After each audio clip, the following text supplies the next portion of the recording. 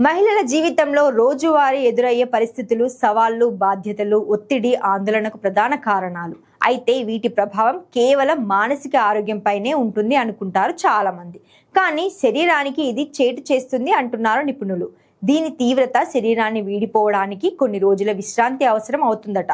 సరైన సమయంలో గుర్తించకపోతే దీర్ఘకాలిక వ్యాధులకు ఇది కారణమవుతుందట.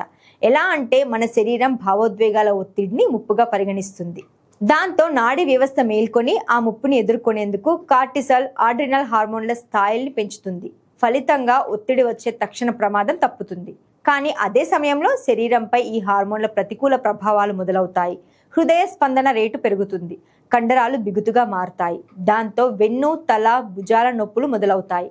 అందుకే ఒత్తిడి ఉండే వాతావరణానికి ఎంత దూరంగా ఉంటే అంత మంచిది అంటున్నారు నిపుణులు. కుదరకపోతే సెలవులు పెట్టి విశ్రాంతి తీసుకోమంటున్నారు. లేదా ఈ బర్న్అవుట్ నుంచి బయటపడేందుకు ఆరోగ్యకరమైన జీవనశైలిని అనుసరించాలని సూచిస్తున్నారు.